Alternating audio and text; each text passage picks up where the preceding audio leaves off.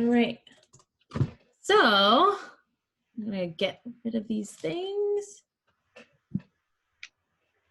Awesome. Okay. Welcome, everyone. Welcome to this lovely College and Power Hour on this lovely Thursday evening. This is Jess from Achieve Miami.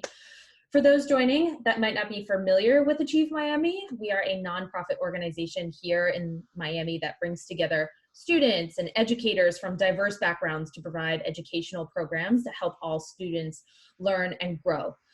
From our after-school music programs to our Saturday program, which brings together a bunch of elementary and high school students to read and have fun together, we believe in the power of education and connection to enrich not only the individual lives, but our communities as well. So the purpose of this College and Power Hour series is to help Achieve Miami's high school students prepare for college, career, and beyond. We have 3 core areas of focus for our high school students, and that includes service, leadership, and college readiness. This webinar series speaks to all 3.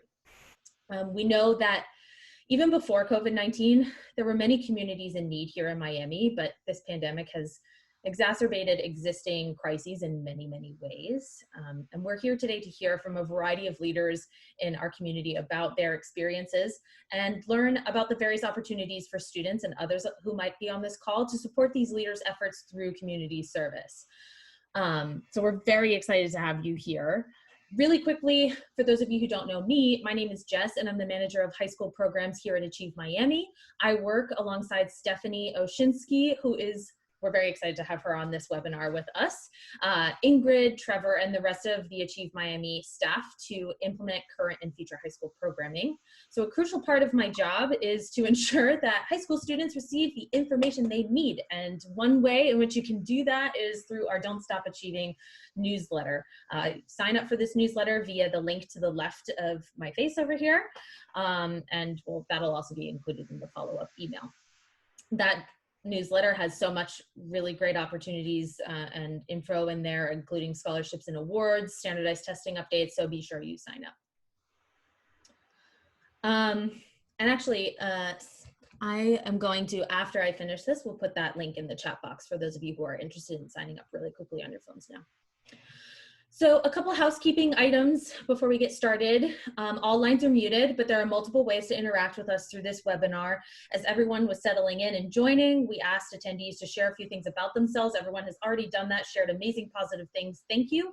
You are welcome to continue sharing thoughts and comments through that chat feature.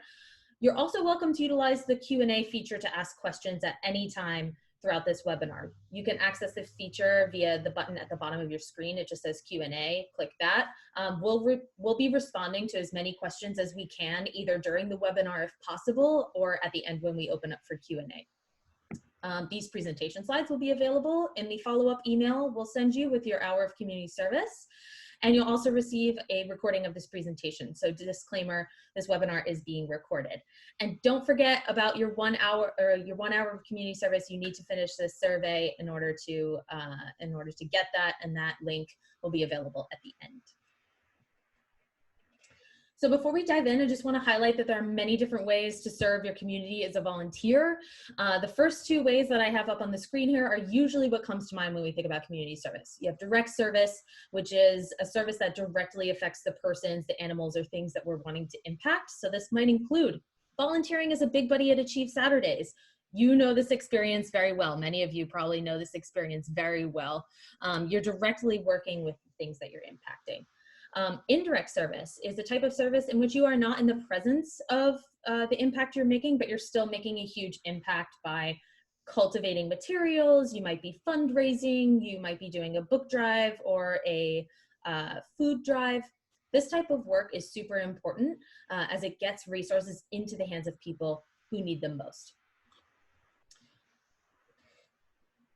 So these 2 are not usually what comes to mind when we think of community service. And unfortunately, sometimes, not as often, there are not opportunities where you can earn hours. But these types of community service can be extremely rewarding and accessible to those who want to volunteer virtually. So we are in a time where you might want to volunteer virtually. So advocacy, that's one example, is when you speak up for something or against an issue or solution. So when we use our voices, we are being advocates. One way to advocate is to volunteer with a political campaign that aligns with your views and your belief systems. Another example is sometimes advocacy work, it doesn't fit into a school's definition of community service. So again, might not be an hour earning opportunity, but there are tons of ways you can participate in this way. The other and last opportunity or type of community service is research. This might be a little fuzzy and kind of hard to understand, but it involves finding out new information that informs or demands action. So for example, it could be scientific data collection or a survey.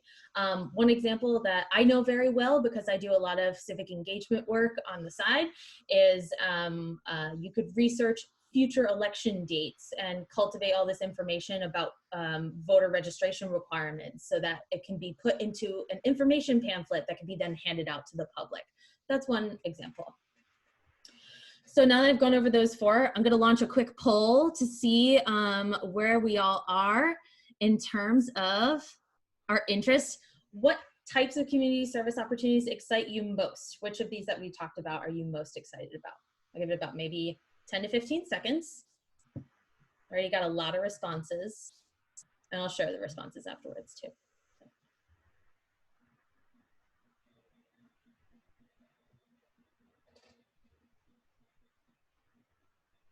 If you could see the number, like the ticker increasing on the direct service, it's crazy on my end. Everybody wants to do the direct service stuff to see that direct impact. Maybe 5 more seconds.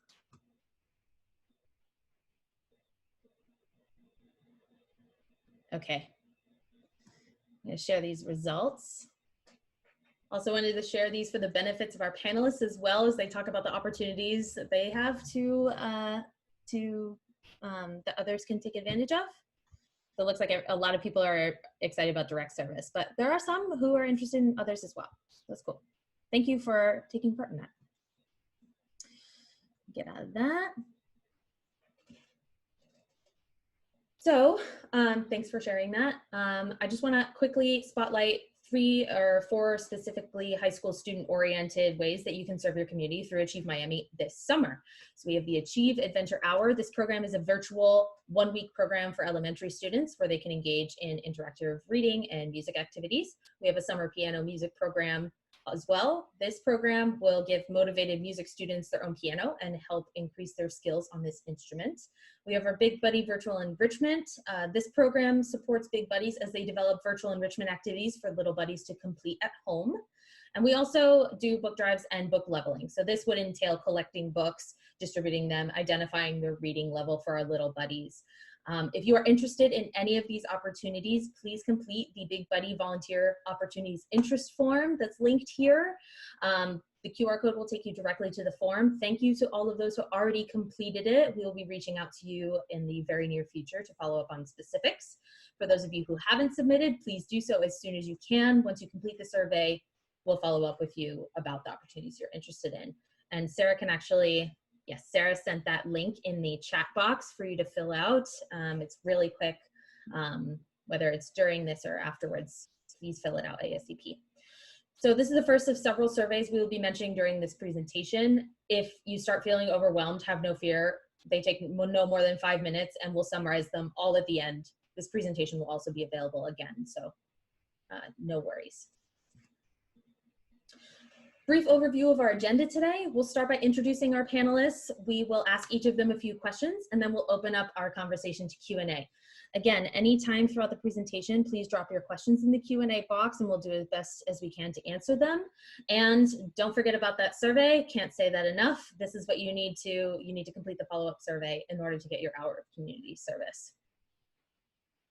In the end of that survey, actually, you'll be asked to write a note to your little buddy to tell them that you know you're thinking about them and can't wait to see them again. So all the more reason to fill it out. So with that, I will now hand the mic over to Sarah Emmons, our amazing executive director here at Achieve Miami, and she will be interviewing our panelists and guiding our discussion. Sarah, it is all you. Jess, thank you so much for kicking us off, and just really want to thank everybody who's on the call today. I know we've got students, many students, we've got parents, we've got college advisors, we've got lots of folks on the line who are really just eager to learn about different ways to serve their community. And we're so excited to be sharing some panelists and some guests with you all who are all doing amazing work in our community and who are here today to speak a little bit about that. As Jeff spoke to as well earlier, these are just a few of the amazing people who are serving our community out there. And in our follow-up email to you all, we'll provide both this PowerPoint presentation so you have access to it, but also a list of lots of different ways that you can get involved in your community if you're interested. So without further ado, I would love to spend just a minute introducing my panelists, and then for the most part, I would love for them to tell us a little bit about the work they do and how you all can become engaged. So my first panelist here is Lena Carlton. Lena Carlton is the founder and co-chair of the Dade County Street Response Disaster Relief Team, a group which activates to serve the community during times of disaster. Usually that means hurricanes. Now that means pandemic. Lena just finished her 5th year of medical school at Florida International University and is headed to the University of Illinois, Chicago for her emergency medicine residency next year. So thank you, Lena, and for all you do, and very excited in a few minutes to hear more about your work. Next up, we have Luisa Santos. So Louisa is a Miami native who is currently running for the Miami-Dade County Public Schools School Board in District 9. Louisa started her higher education at Miami-Dade College and went to get her bachelor's in political economy from Georgetown University. After working with the Department of Education, she was leading mentoring and literacy programs for students in DC. She missed Miami so much that she came back to us. She started her own business called Lulu's Ice Cream. Any ice cream lovers in the crowd, Lulu's Ice Cream does nitrogen ice cream and it's absolutely delicious. And now she is running for school board in District 9, and elections for everyone who is eligible to vote. Those elections are in August. Excited to hear more about your work, Louisa. I'm going to briefly introduce Nina in case she's able to join us at some point during the call today, just so people look out for her and we'll pop her in. She is the founder of the Mobile School Pantry. And the Mobile School Pantry, the reason she's not on the whole call is because she's at a school distribution right now. So she's handing out food to families. So Z runs the Mobile School Pantry, and that gets fresh fruits and vegetables into the hands of children and family in need. That's been in effect since 2013. And up here, we have Vanessa Tinsley, the amazing Vanessa Tinsley. She is the founder and executive director of Bridge to Hope, which is located in South Miami-Dade. Vanessa founded Bridge to Hope in 1988 to serve in-crisis families, and they currently serve over 35,000 individuals per year through programs and services that provide basic needs, improve health outcomes, and provide opportunities for self-sufficiency. Vanessa is an amazing human who holds degrees in business, theology, and worship arts, and is an ordained minister, spiritual leader, and advisor. So as you can all tell who are joining today, we've got some amazing folks doing some great things in our community, and I'm excited to learn a little bit more from them about what they're doing now and how we can all join in to support their efforts. So I would love, maybe if we can start with Vanessa for this question, and then we'll pop around to the different panelists. But Vanessa, would you chime in to tell everybody just a little bit about yourself and about the work that you do? What kind of community needs are you trying to address at Bridge to Hope? That's a lot of questions, Sarah, all at one time. So as you said, we work on many levels. My heart is really to see people economically empowered. And when I moved here in 1984, I started teaching, and I taught for 30 years. And what I noticed is there's this huge disparity between people who are secure and people who are insecure, and how that affects education, and then how that affects long-term outcomes. I taught long enough to see, whole generations grow up and have their own children, and just see how the lack of opportunity really impacted their future. So we really focus on opportunity around housing and food and basic essentials. We want to make sure that people have access to the things that they need to be self-sufficient and to not have any worries, so that they can go to work and focus on being at work, and go to school and focus on being at school and doing well and having success.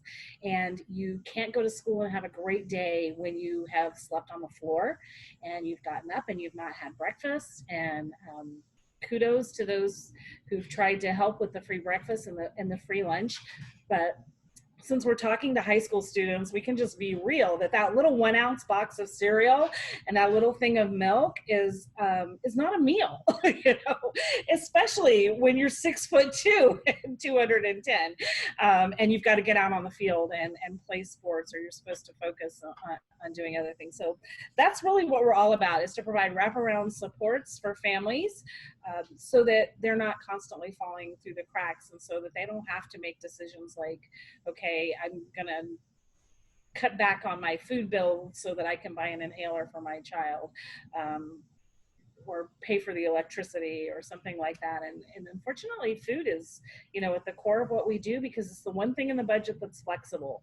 You can not choose to pay your mortgage or your rent or your utilities without seeing immediate impacts, but you can choose to eat a 49-cent package of ramen noodles instead of having a real meal, and not see the impact of that immediately. So people tend to think of that as being, you know, a flexible expense, when it's not, because it really does impact our life on a very daily basis. We don't have the focus we need if we're not eating well.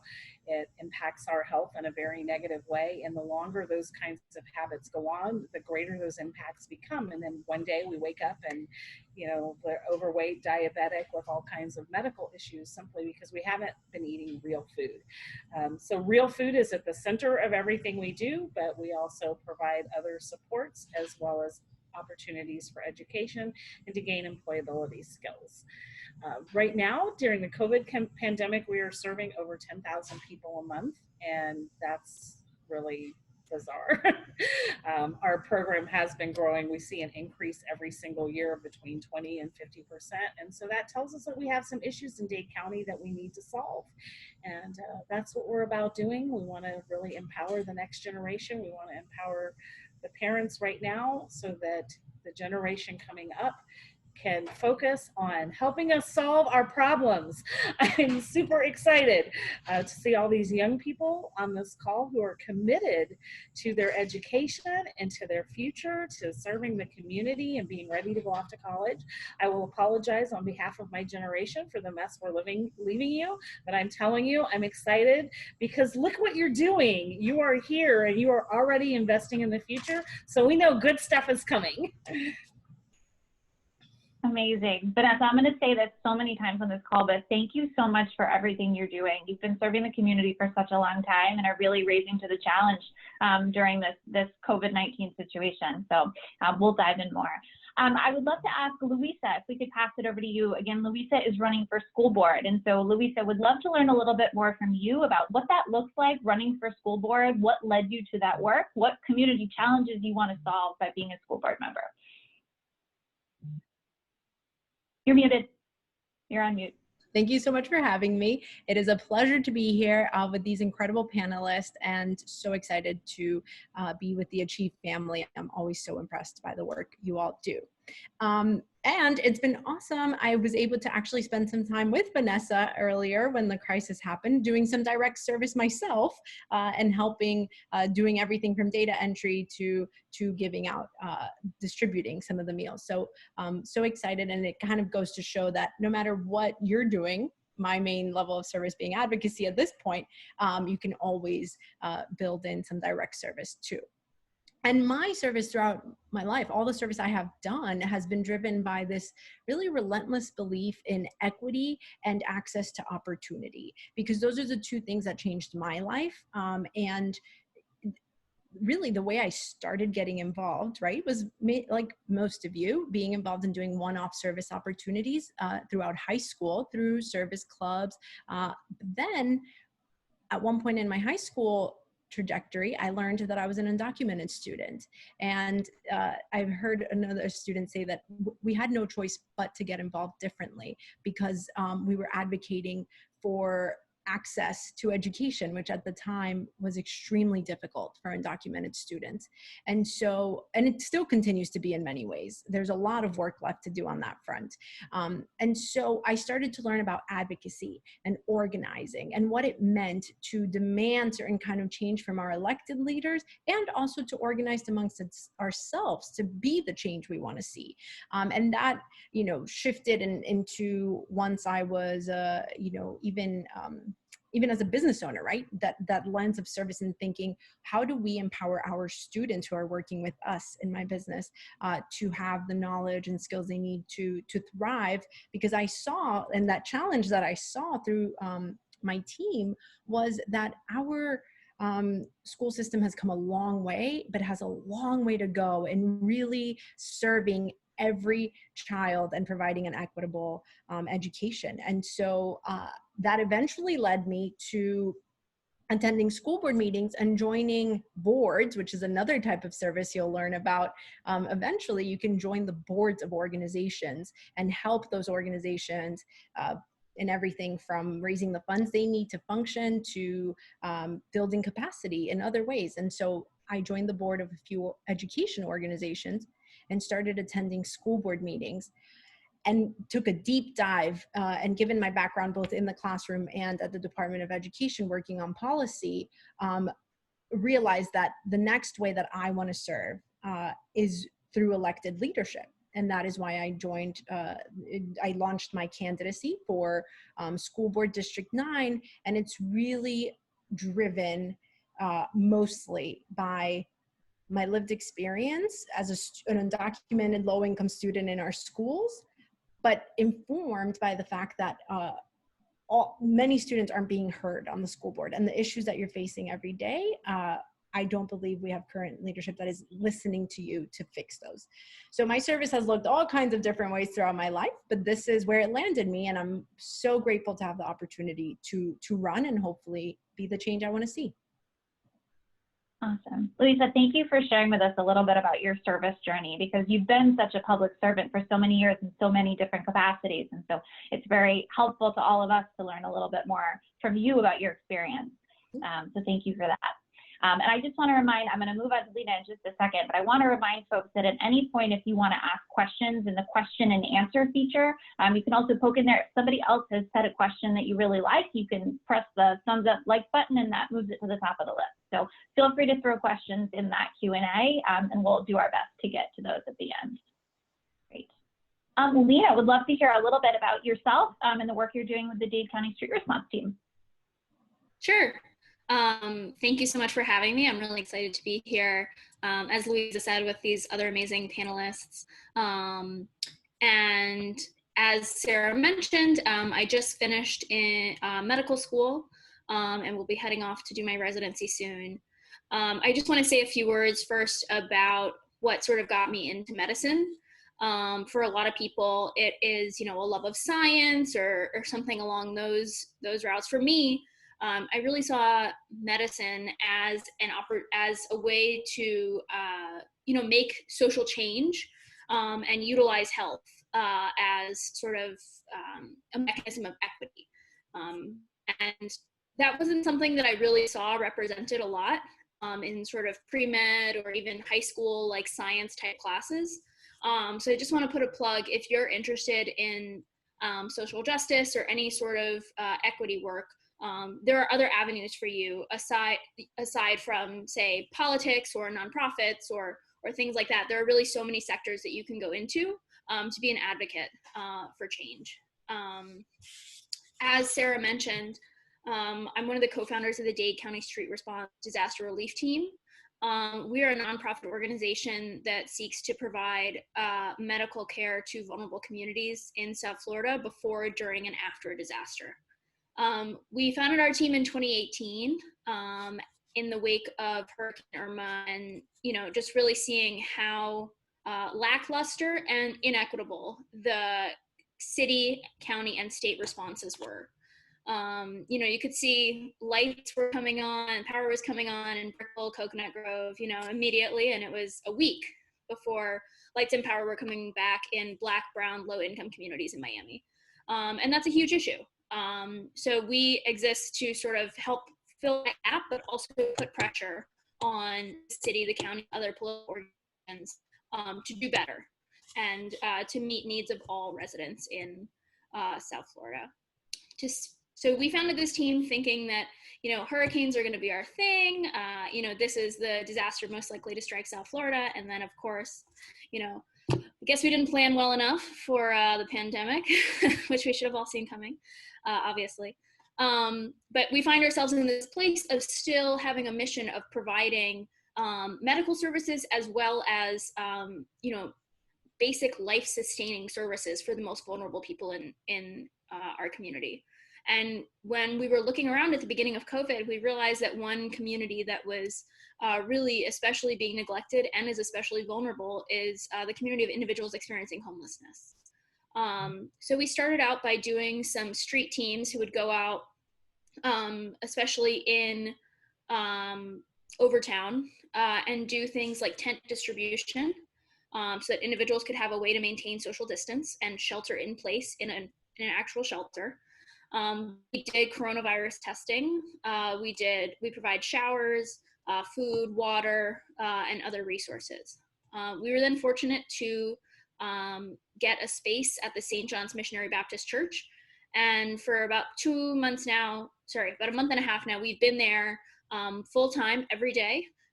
We have a shower site, we have clothes, we have bathrooms, wash stations. We continue to do coronavirus testing there, and then we also try to provide food when that's available to us. And you know, our goal is to be able to meet the immediate needs of individuals experiencing homelessness in that community right now. But as I said before, again, to pressure the city and the county and other organizations who have a civic responsibility to take care of all Miamians to take over this work that we're doing. Because we believe that these are life-sustaining interventions and public health measures as well. So we do still have a few opportunities for direct service, even in these COVID times. So I'm excited to talk about those as well. Awesome.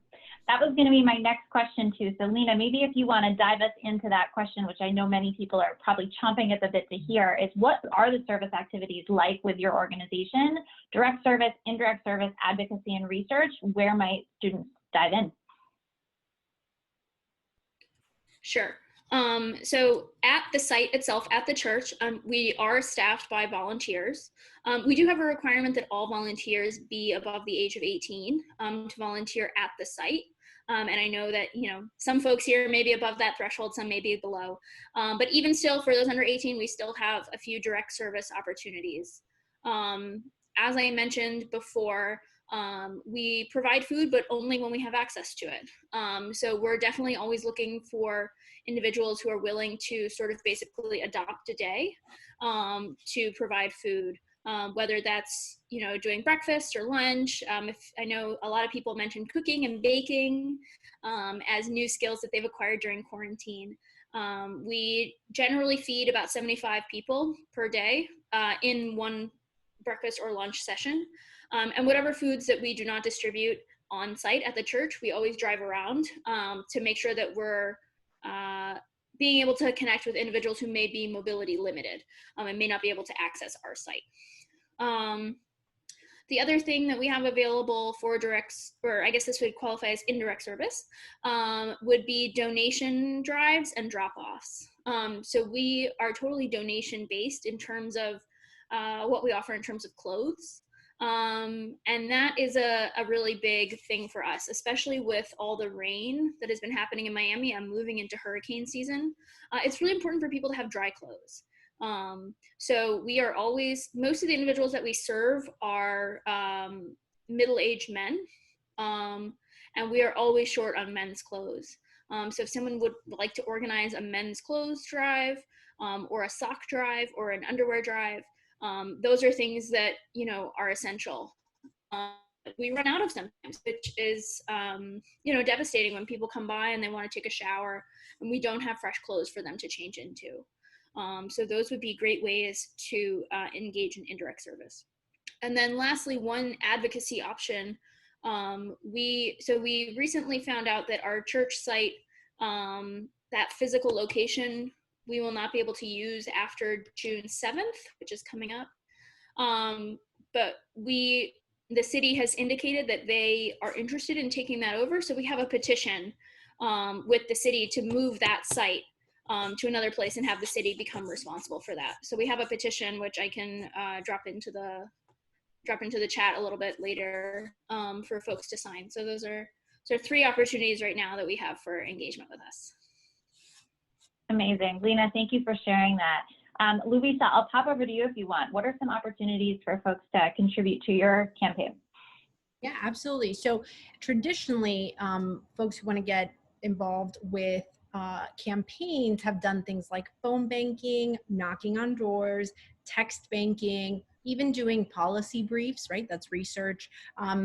And of course, under COVID, that has changed significantly. And campaigns currently are all trying to figure out how to communicate with voters and how to engage volunteers, right? So for us, the way that has kind of settled is we launched a fellowship where we are welcoming students as young as middle school. We've got some amazing middle school volunteers, high school and college, who commit 10 hours a week minimum. And what we're doing is, as an educator, it was important to me that this experience really be a learning experience for our fellows. And so we are doing, for our campaign specifically, I don't think most campaigns do this, that fellowship will be half time learning about campaigns in general and hearing from guest speakers. We've already got state senators and representatives who have committed, some local mayors who have committed to speak to our fellows. And then the other half will be voter outreach. And we've shifted it to be virtual. So anyone can do this remotely. And this is a great way to dip your feet right into like, what is campaigning? How can I get involved? And that will look like phone banking, text banking, postcard writing, and then of course all those learning opportunities for our campaign specifically. And I'll be happy to share the link for the fellowship if anyone is interested. Awesome. Lena, thank you for sharing, or Louisa, sorry, thank you for sharing that. And I do want to mention too that there are a number of different races coming up here in Miami-Dade County. So if you're interested in supporting Louisa on her campaign, but also we have a county mayor election, we have school board elections, and we have county commission elections coming up this August. And so there are many different opportunities, and in some of our follow-up materials, we'll share some resources on who has filed to run in those elections and where you might offer your volunteer services. So as Louisa spoke to, there's some great opportunities to volunteer on campaigns. Thank you for sharing that, Louisa. Vanessa, I'll pass the mic over to you. Awesome. Thank you so much. We have a lot of opportunities for volunteers, both on-site and remote. So I'll start with research for people who might want to work off-site. We have need of documenting where our clientele are from. And so we actually need people to just sit on the computer and enter addresses and find out what county district they're in and what state district they're in on the research side. And some other remote opportunities are data input. Anyone who's good with Excel or forms, it's fairly simple, but it's also a great experience that you can put down on both your college resume and your job resume.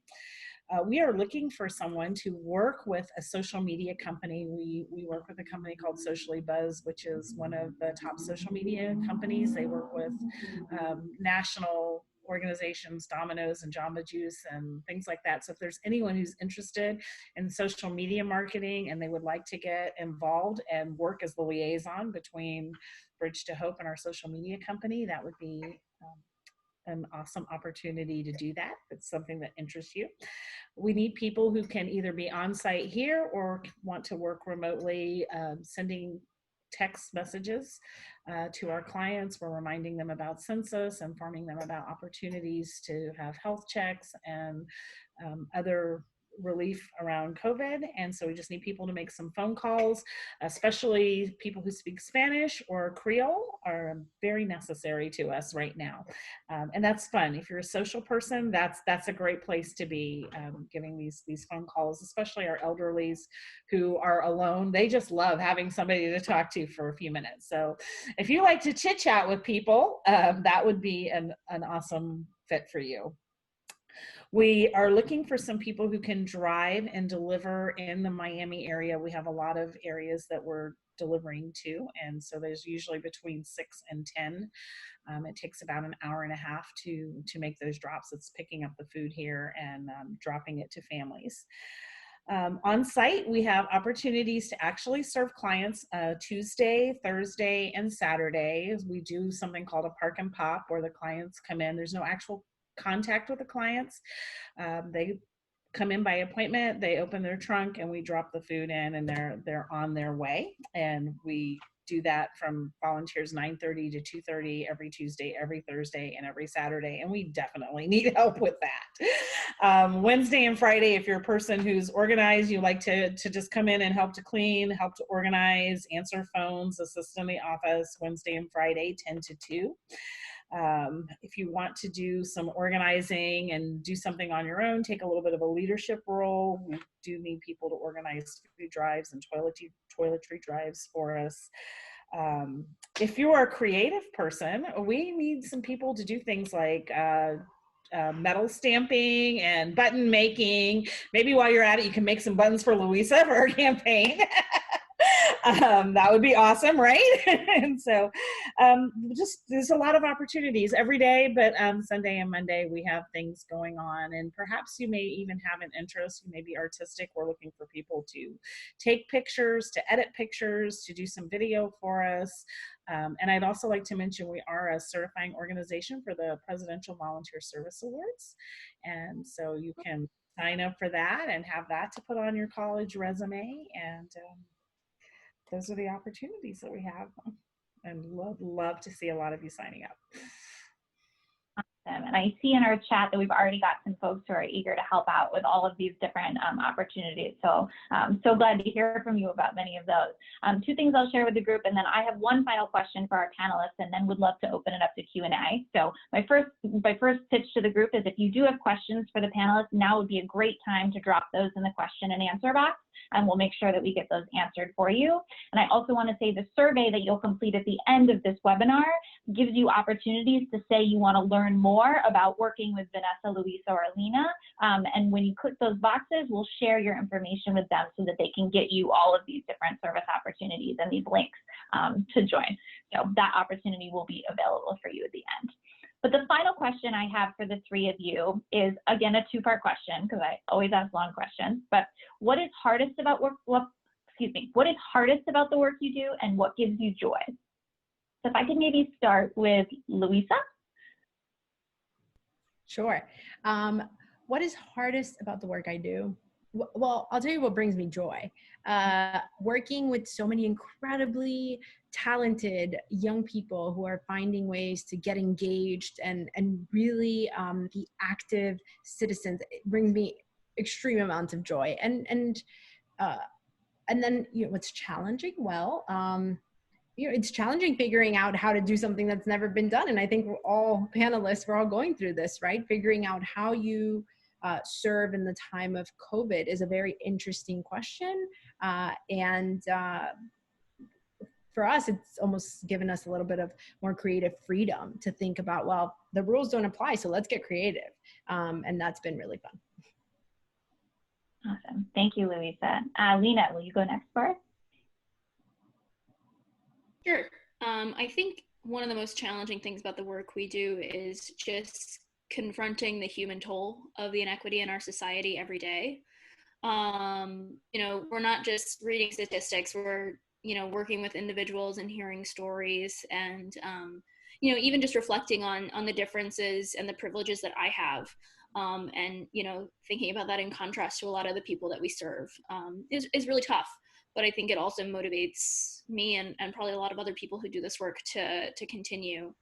Echoing what Louisa said about things that bring me joy in this work, it's that same thing, connecting with other people, whether it's individuals that we're serving or volunteers that we're connecting with, or individuals from other nonprofit organizations or government. It brings me a lot of joy to know that, you know, we're not the only ones who care about this issue and who are working in innovative ways to make change here. So that brings me a lot of joy and hope. Awesome. And Vanessa? So what's hardest about this for me is convincing people.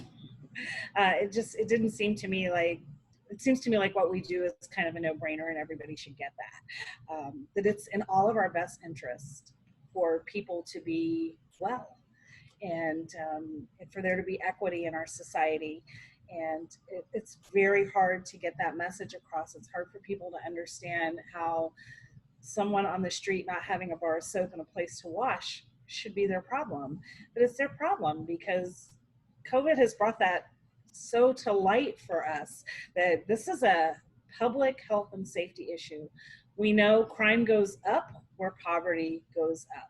So if you want to live in a safe society, if you want to be able to walk down the street and not worry about being accosted or mugged, the best way you can do that is not prisons and is not police. It's simply to make sure that everyone has their basic needs met. Desperate people do desperate things. And that is really the hardest part. It's not schlepping heavy boxes. It's not the physical work. It's just getting the message out there that if you don't have the heart to do this for someone else, then do it for yourself, because it's in our own best interest for all of us to be housed and fed and cared for at the most basic level. The thing that brings me joy is seeing the transformation in people's lives. It's so easy to change everything. It blows my mind how simple it is. It's as simple as a shower. It's as simple as a kind word. It's as simple as a meal or a pair of pants or a book bag. To just change everything. You can change a person's entire trajectory. And we have this enormous loss of wonderful, beautiful minds, people with creative and amazing solutions, just because we're not paying attention. And when you see what you can do with that meal, with that bag of groceries, with that backpack full of school supplies, it just makes my heart sing. And everyone gets to be transformed, not just the receiver, but on the giving end, I feel like those of us who are fortunate enough to be able to engage with these people and be a part of the solution, we probably get the most transformation. It is so life-changing to help another human being. Absolutely. Vanessa, thank you for sharing that. I imagine for many of our high school students who have volunteered before, who have volunteered with Achieve Miami, many of our students on the line have worked with our elementary school students, have volunteered to read with their little buddy and write with their little buddy. And just that sense of giving and working with somebody and helping transform their day is really meaningful. So that resonated with me a lot, Vanessa, and I'm sure it did for others as well. Awesome. So I'm looking at the Q&A, and there's a whole bunch of questions in here that are fabulous. And so I would love to turn over the mic to Jess, if she wants to pop back on her video, to grab a few of these questions to pose for our panelists. Sure. While I have my video off, I just wanted to share that I was all smiles, just clapping to myself as I was listening to all these phenomenal opportunities and efforts that you're working on. Top questions. Are there any virtual opportunities such as data entry available? I know we mentioned a couple, or Vanessa did. Lena and Louisa, are there any that you want to mention? Yeah, sure. Our fellowship is completely virtual now and will be until it's maybe safe to go outside, but we don't see that coming anytime soon. So that's completely virtual, but like Sarah mentioned, there are many campaigns happening and many ways to get involved if you're interested in local politics. So I encourage everyone to do research and really find whoever speaks to what you want to see happen in our local community on that front. But our fellowship is completely virtual. Cool. Looking at a bunch of other questions too. Kojo asked, can this help me even if I'm planning to go to college in North Carolina? Wondering if working on stuff here in Miami, how to do that from afar. Obviously, a lot of things are remote, but staying connected with the Miami community, maybe there's like a newsletter that you all have or something where they can stay updated. I want to say yes to that. I really believe that colleges want to see well-rounded individuals. It's not just going to help you with your college career. Having these things on your resume is really going to help you with your employers as well. They're going to see that you're a serious person who cares about the community and has some real life experience to bring to the table, and it's going to give you a distinct advantage. So we're living in a whole new world. I don't know why it took COVID to make us all realize that we can work from anywhere.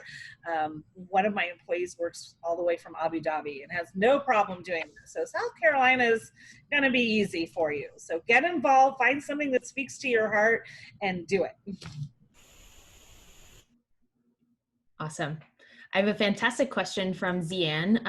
When you first began your work in the community, and this is addressed to all of you, I'm assuming, how did you first begin? In terms of fundraising and getting people involved in your cause, do you have any advice for young people?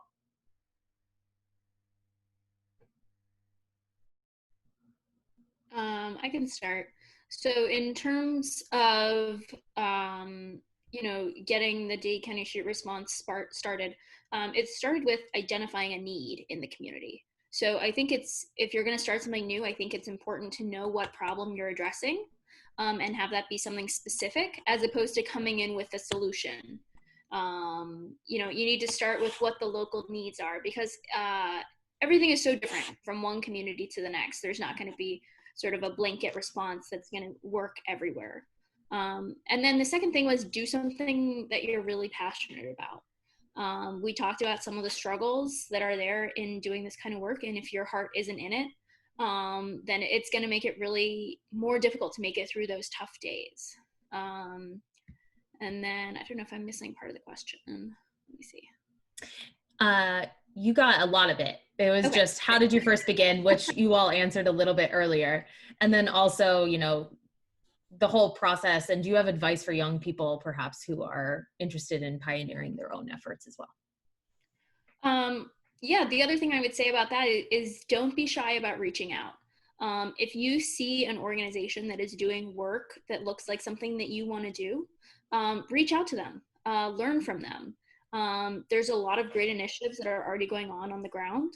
And the more experience that you can gain from working with different organizations in different capacities, the better equipped you're going to be to, if you would like to start your own initiative one day, be able to recognize needs in your community and more effectively get that initiative off the ground. So reach out to people.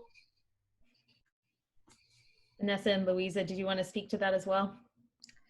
Ditto, definitely on finding the need that you want to solve first, and then also not reinventing the wheel, because that doesn't really do any service to anyone if there's already an organization that you can get behind and amplify and grow those efforts. I definitely suggest that. And I'll just share a quick anecdote. After my first 2 years at Miami-Dade College, I really wanted to give back to the school that gave me so much. So as Lena mentioned, I cold emailed the president, Dr. Eduardo Padron, and said, I would really love to get involved and give back. You gave me so much. Can I get involved? He took a meeting with me, and then I had recently received my green card, and then basically said it would be an honor for us to be your first job. And I ended up getting hired to do research for the president's office at Miami-Dade College, right? So you never know what offering to help will lead to. And don't be afraid to reach out to really important people in our community, because if you like the work they're doing, I'm sure they're eager for you to get involved and learn more about it. And I see so many people on the question and answer asking, how do I get involved? I'm so excited about all these different opportunities. A reminder for folks that the survey that we'll send you in just a few minutes, you'll be able to select the different opportunities with these organizations that you want to learn more about. And we'll make sure you're connected to Vanessa and to Lena and Louisa about some of those specific opportunities so you can sign up. So wait for that survey, you'll be able to check some boxes. I also just want to add that there's some thank yous for all that you do for our community in here. Anyway, continue. I would just love to say to the people who are asking about getting started, start where you are with what you have. Do not sell yourself short because you are not yet an adult. Young people have tremendous power. and tremendous voice. And we have, saw it in Greta Thunberg. You know, if you have to get in your sailboat and sail halfway across the world to be heard, do it. You have a voice, and there are people who will hear you. There have been some great initiatives started here in Miami-Dade County by young people who are still in school, Communities in Bloom, the String Bag Project for the homeless, just to name a couple. So don't be afraid to reach out to your school counselor, to pull a Louisa, talk to that head of school, reach out to community foundations. I know that the Key Biscayne Community Foundation actually helped Communities in Bloom get off the ground, and reach out to people who are doing what you want to do, and ask questions and ask for help. And I'm sure that you will find it. Who doesn't want to help a young person make a difference in this world? I know. I'll be there. Call me up. I'm happy to help you start. We have, thank you so much, by the way, for providing answers to all those answers. It was so great and very helpful. We have a couple of questions that involve social distancing. Some folks want to know how they can do perhaps direct and indirect service with others without worrying about, you know, contracting the virus. What sort of things are you all doing to ensure, and I know, Louisa, you said that a majority is virtual at this time, but for you, Lena and Vanessa, what does it look like for a volunteer doing indirect and direct service right now? Go ahead, Vanessa. Okay, thanks. We're not sure. We require everybody wear masks and gloves. We have sanitizer for everyone, and we limit the number of volunteers that we have in, and then we don't have client contact. I think everyone has to be very careful, and it has to be a very personal decision about whether or not you want to be around other people. If you want to come in here, like on a Wednesday, there's only 3 or 4 of us. On a Saturday, there's going to be 15. We don't actually have any client contact, and it's going to continue to evolve. In the beginning, we were like, do you have a fever? Did you take, all of those questions were questions that we're asking, and we are taking precautions. But I do say that we're very sensitive. We have people who say, oh, I just want to be in the parking lot, I don't want to be inside the building, and that's fine. We all need to do what we need to do for ourselves to feel comfortable and for the safety of our families.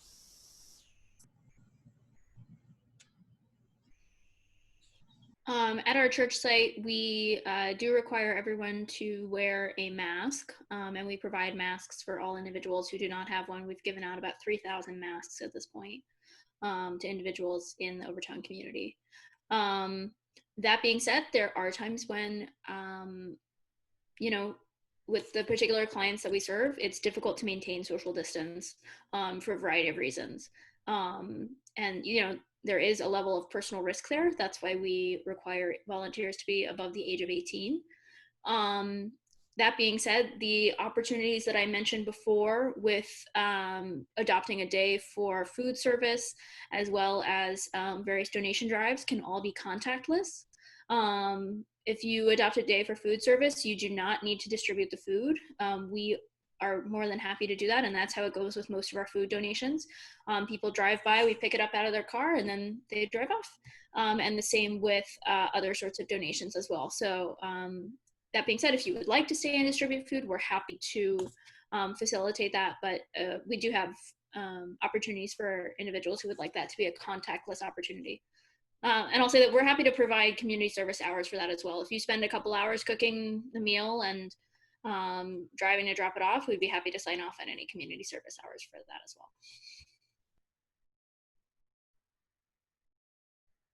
well. Oh, Sarah, you're on mute. Sorry. I know we're closing out on our time here, but I just want to say as well, in that survey that Jess is going to share in just a moment, if there is a lot of folks from our Achieve family who would like to volunteer with one of these different programs, we can coordinate some Achieve days. So like an Achieve sponsored food day with the Dade County Street Response, or Vanessa with some of your activities as well. So let us know in that follow-up survey what you're most interested in, and we'll see what we can do to organize some opportunities for the Achieve family, or of course for you to individually work with some of these organizations and with Louisa and her campaign. Awesome. We addressed a lot of the questions in the Q&A. There are a lot of thank yous. There are a lot of, how can I get involved? How can I get involved? How can I get involved? Have no fear. The survey that you will complete at the end of this, the follow-up survey, will include, again, an option to select which opportunities that we talked about today you're interested in, and we'll follow up and forward your information. Safe to say we can proceed up to some closeout items, Sarah?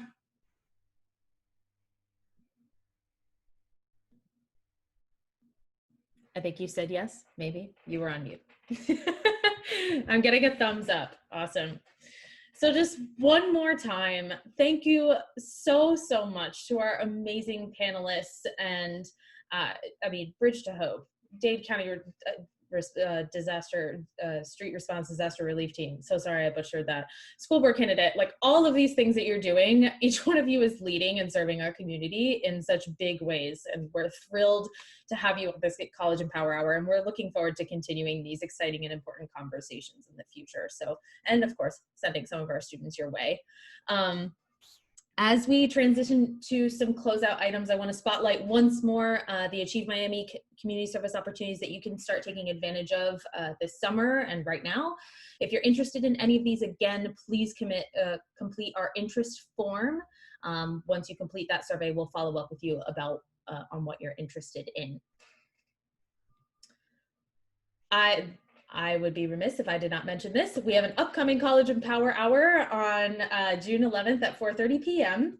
So this College and Power Hour, it will be another panel, but this time we're going to explore different college and career pathways. So there are many different ways to continue your education after high school, and some examples include attending community college and transferring to a four-year institution. I think we have some experience here in our panelists in that pathway.